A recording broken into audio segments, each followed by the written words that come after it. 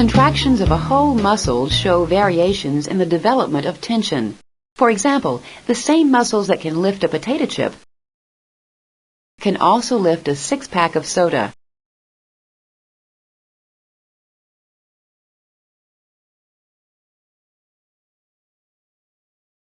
Your goals for learning are to examine the component parts of a single muscle contraction, to understand the relationship between muscle tension and frequency of stimulation, motor unit recruitment, and degree of muscle stretch. Here's what you need to know. The sliding filament theory of muscle contraction, the definitions of slow twitch fibers and fast twitch fibers, the definitions of motor unit and recruitment. To review any of these three subjects, click the appropriate link button. If you use a link button, you can return to the page you started from by clicking the Return button. To see definitions of terms, click the bold red words. A whole muscle does not respond to stimulation in an all-or-none fashion. Instead, it shows variations in the development of tension or force of contraction. In this topic, we will examine three factors which affect muscle tension. 1. Frequency of stimulation. 2. Number of motor units recruited. And 3. Degree of muscle stretch. We will begin our study of whole muscle contraction by looking at how a muscle responds to a single stimulus by making an isometric contraction. A muscle contraction in response to a single stimulus of adequate strength is called a muscle twitch. Click the Stimulator button to elicit a muscle twitch. The graph shows a tracing of the muscle contraction. The short vertical line marks the time when the stimulus was applied to the muscle. If you would like to see this animation again, click the Stimulator button.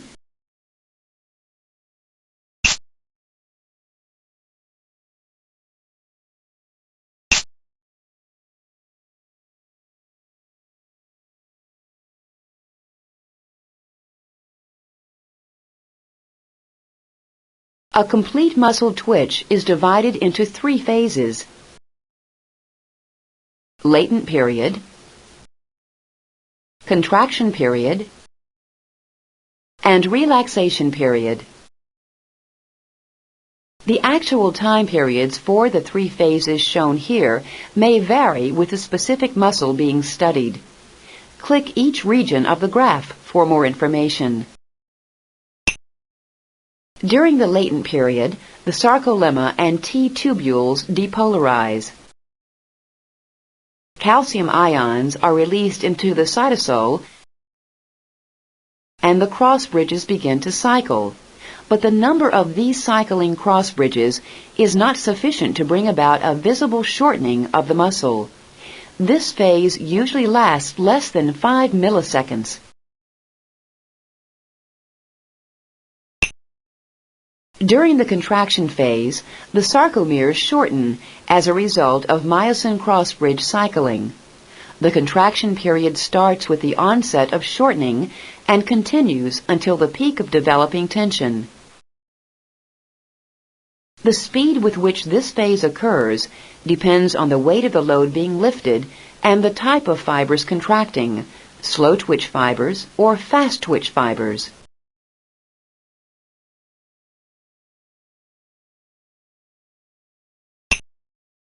During the period of relaxation, the level of calcium ions in the cytosol rapidly decreases as calcium ions are actively transported back into the terminal cisternae. Due to the decrease in calcium, cross-bridge cycling decreases and ends. Thus, tension is reduced, allowing the muscle to return to its original length.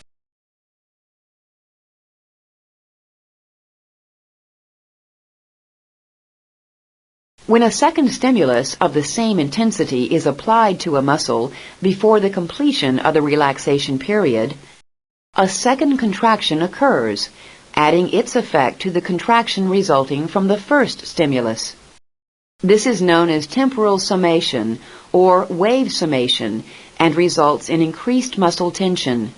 The stimulator has been set to give 2 stimuli to this muscle. Click once on the stimulator button to see the response to a double stimulation.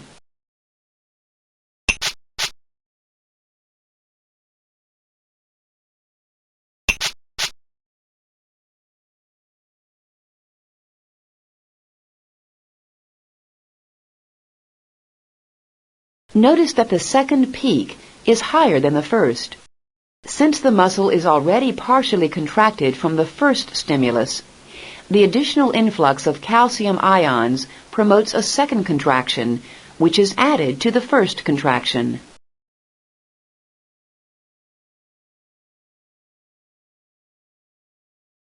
Now predict how the time interval between stimuli will affect the height of the second contraction. Click and drag the slider bar to each time interval, make your prediction, and then click the stimulator button to see the effect.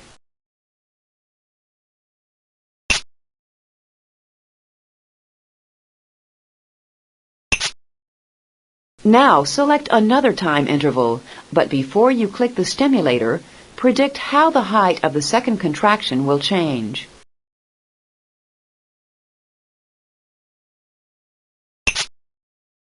Now select another time interval.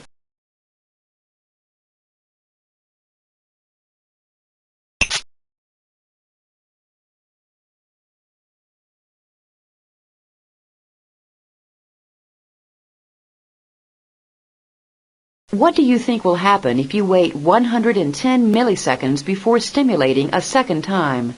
The height of the curve will be the same as at 90 milliseconds. The height of the curve will be less than the first contraction. The height of the curve will be equal to the first contraction.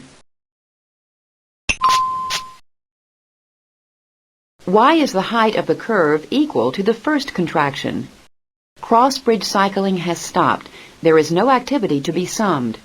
The calcium ions from the first contraction have already been actively transported back into the terminal cisternae. Both of the above. That's correct.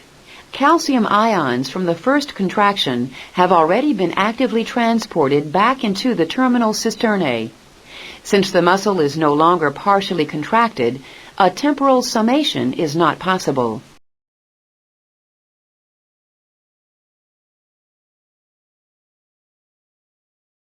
Now observe the following situation.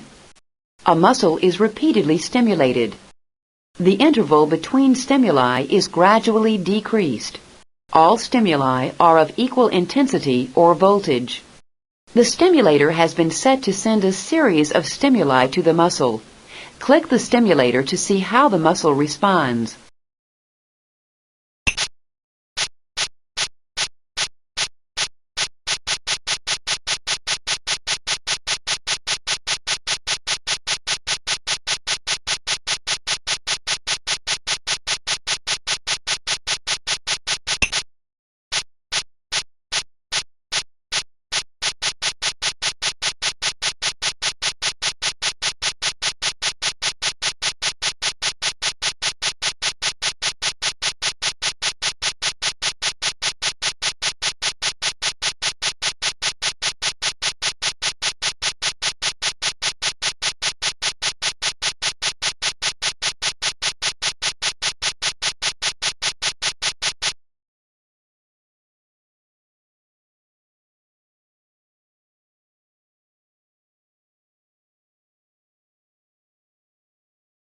The resulting graph shows several aspects of the mechanical activity of muscles when the frequency of stimulation is altered. The phases of this graph include trepa, temporal summation, incomplete tetanus, complete tetanus, and fatigue.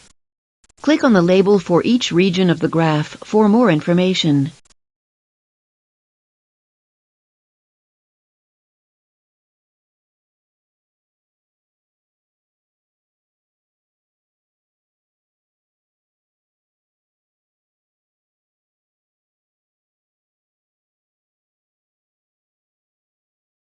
With increased frequency of stimulation, The muscle exhibits shorter contraction-relaxation cycles. This condition is called incomplete or unfused tetanus. Note that some degree of relaxation is visible after each contraction.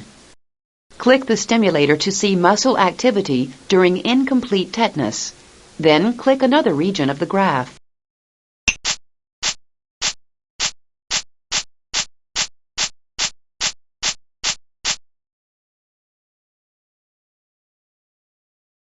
The first few contractions demonstrate trepa, or the staircase effect. Look closely to see that even though the strength of contraction increased, relaxation was complete. This shows that temporal summation was not responsible for this effect. The increase in tension may result from increased muscle warming and efficiency of enzymes. Click the stimulator to see muscle activity during trepa, then click another region of the graph.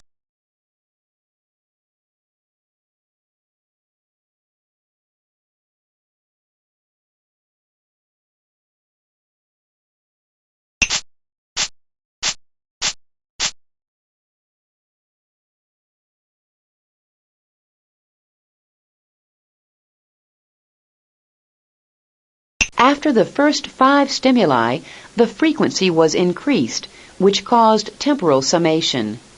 Notice that this resulted in a continual increase in tension as one contraction was added to the previous contraction.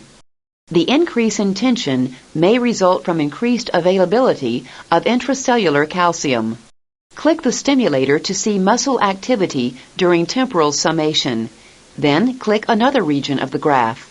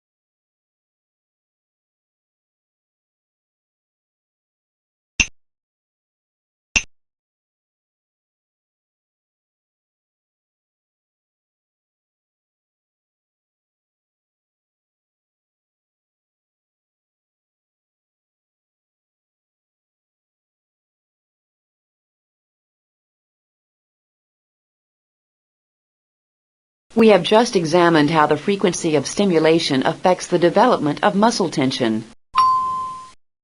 We will now explore the relationship between the number of motor units recruited and the strength of contraction.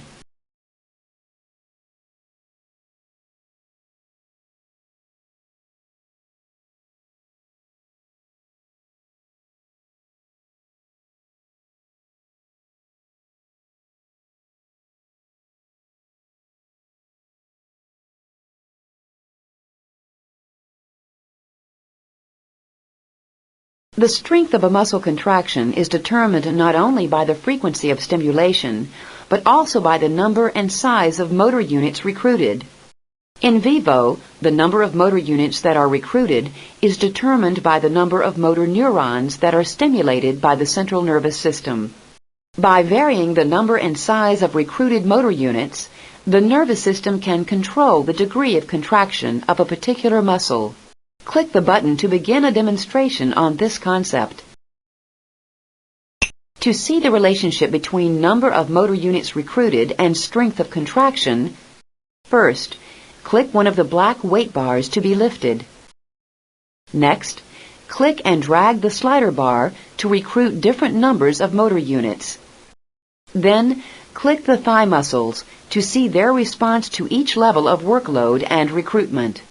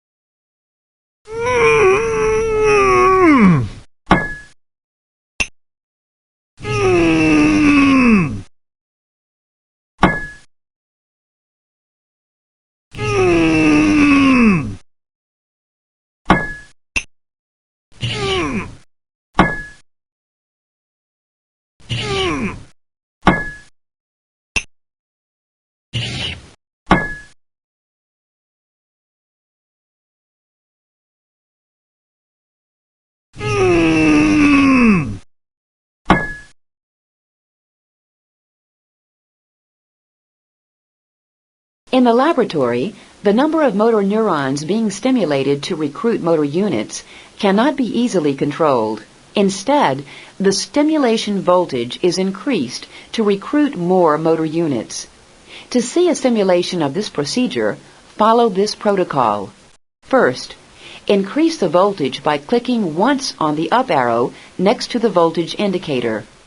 Next, click the stimulator button and watch the effect of this voltage on the muscle. Read the explanation of the muscle's response.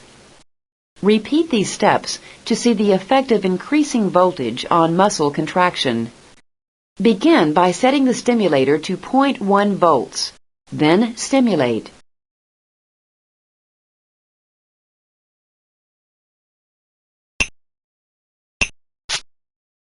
At 0.1 volts, the muscle does not respond. The minimum stimulus which can evoke a response is called threshold. Since 0.1 volts did not obtain a visible response, it is referred to as a subthreshold stimulus. Increase the voltage to 0.2 volts and stimulate.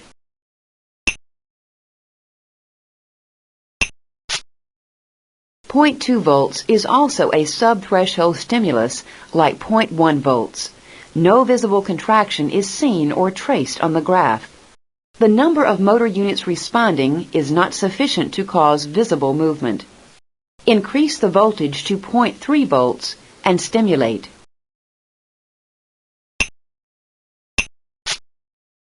Threshold. The threshold stimulus for this muscle is 0.3 volts. It is the minimum stimulus which evokes a visible contraction. However, the response is weak due to the low number of motor units responding. Increase the voltage to 0.4 volts and stimulate. The stronger stimulus of 0.4 volts evokes a stronger response than 0.3 volts because additional motor units join in to generate an increase in tension. This is called recruitment. Increase the voltage to 0.5 volts and stimulate. Increasing the stimulus from 0.4 to 0.5 volts continues to increase recruitment of additional motor units. Increase the voltage to 1 volt and stimulate. What do you speculate about the results?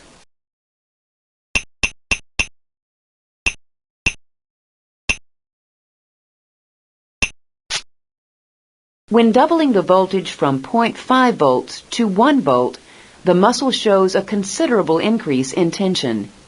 Increase the voltage to 1.5 volts and stimulate.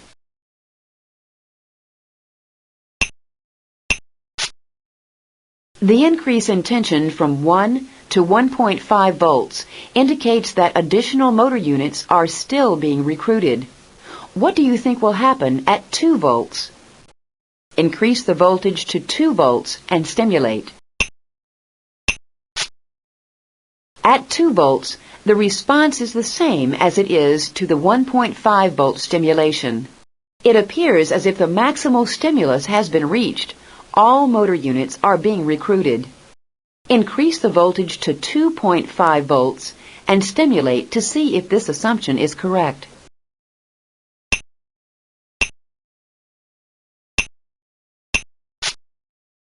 Similar responses at 1.5, 2, and 2.5 volts confirm the assumption that maximal stimulus was reached at 1.5 volts. For this particular muscle, a stimulus of 1.5 volts or higher is clearly maximal and will evoke the contraction of all motor units.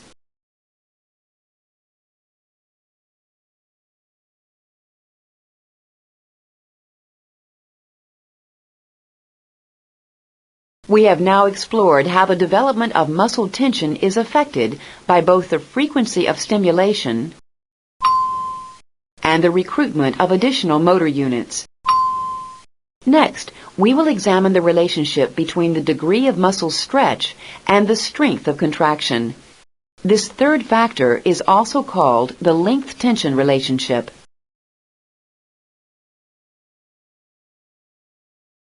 In addition to the frequency of stimulation and number of motor units recruited, The strength of a muscle contraction can also be altered by changing the starting length of the muscle. This is called the length-tension relationship. Click position A, B, or C as the starting length of this muscle. At position A, the muscle is in an unstretched condition. In the diagram, note the overlapping thin filaments. Click the stimulator to see the amount of tension this muscle generates.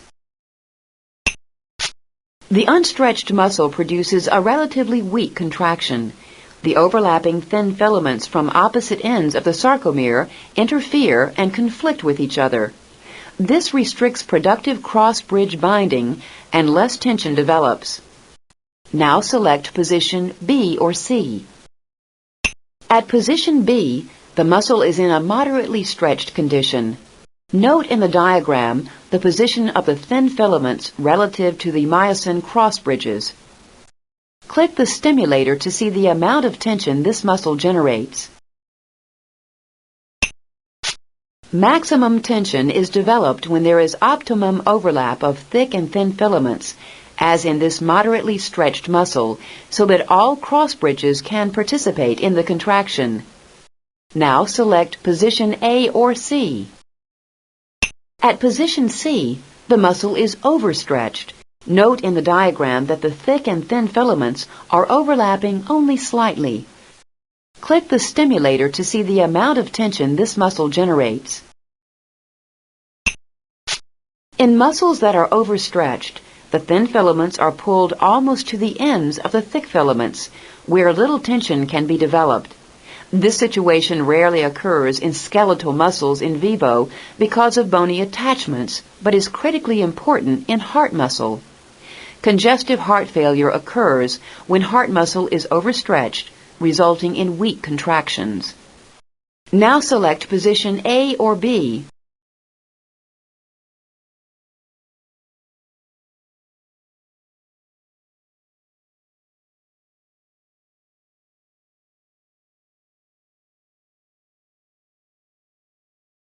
Here's a summary of what we've covered. A single muscle twitch is composed of latent, contraction, and relaxation periods.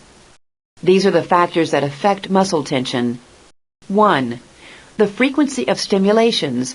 Increasing the frequency provides temporal summation and increased muscle tension. 2. The number of motor units recruited. Stimulation of more motor units produces increased muscle tension. 3. The starting length of the muscle. Optimum stretch permits maximum binding of cross bridges for maximum muscle tension. To test your knowledge, click the quiz button to go to the self-quiz.